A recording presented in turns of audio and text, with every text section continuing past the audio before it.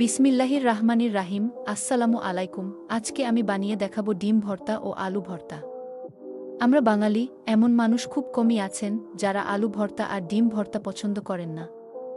শুধু আমাদের দেশেই নয়, অনেক দেশের মানুষই এই ভর্তাগুলো পছন্দ করেন। আলু ও ডিম সিদ্ধ করা আমরা সবাই কম বেশি পারি। তাই আলু ডিম সিদ্ধ করার অংশটা দেখানো হলো না। পানিতে আলু ও ডিম দিয়ে ভালোভাবে সিদ্ধ করে নিলেই হয়ে যাবে। সিদ্ধ আলু ও ডিম ভালো করে পরিষ্কার করে নেব। আলুর খোসাগুলো ফেলে দেব। প্রথমে প্রায় 1 কাপ ধনেপাতা কুচি নিয়ে নেব। এরপর পরিমাণমতো শুকনা মরিচ ভেজে নেব। আমি এখানে প্রায় 10-12টি শুকনা মরিচ নিয়েছি। একই মিশ্রণ দিয়ে 2 ধরনের ভর্তা তৈরি করব। তবে ডিম ভর্তায় থাকবে একটু আলাদা স্বাদ। প্রথমে আলুর ভর্তা তৈরি করে নেব।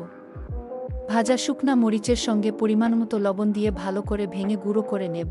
এরপর পেঁয়াজ কুচি ও ধনেপাতা দিয়ে সবকিছু একসঙ্গে ভালোভাবে মেখে নেব। এখানে একটা ছোট্ট টিপস আছে, আমি এতে আধা টেবিল চামচ ঘি দিয়ে দেব। সঙ্গে সামান্য বেরেস্তা এবং 2 টেবিল চামচ সরিষার তেল দিয়ে ভালো করে মেখে নেব। তাহলেই তৈরি হয়ে যাবে আমাদের দারুণ মজার আলু ভর্তা।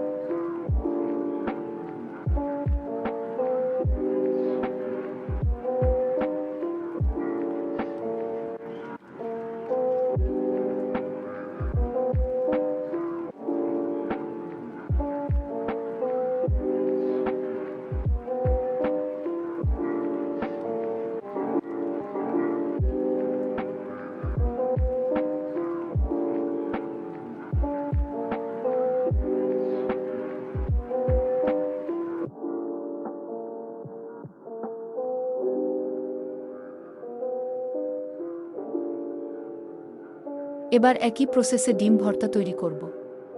আগে মাখিয়ে রাখা পেঁয়াজের মিশ্রণ থেকে কিছুটা নিয়ে নেব। এর সঙ্গে 1 টেবিল চামচ জলপাইয়ের আচার দিয়ে দেব। সিদ্ধ ডিমগুলো কাঁটা চামচ দিয়ে ভালো করে ভেঙে নেব। এখন সবকিছু একসঙ্গে ভালোভাবে মেখে নেব। শেষে 1 টেবিল চামচ সরিষার তেল দিয়ে আবার ভালো করে মেখে নেব। তাহলেই তৈরি হয়ে গেল একদম সহজ এবং মজাদার ডিম ভর্তা।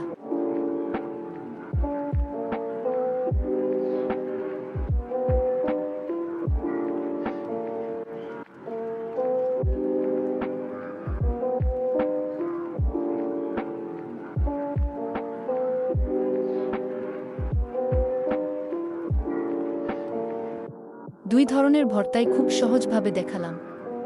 আমরা সবাই কম বেশি ভর্তা বানাতে পারি, কিন্তু জলপাইয়ের আচার আর ঘি ব্যবহার করলে স্বাদটা একদম অন্যরকম হয়ে যায়। বড় বড় রেস্টুরেন্টের মতো স্বাদ পেতে এই ছোট্ট টিপসগুলো ফলো করে অবশ্যই বানিয়ে দেখবেন। আশা করি আলু ভর্তা ও ডিম ভর্তা আপনাদের ভালো লাগবে।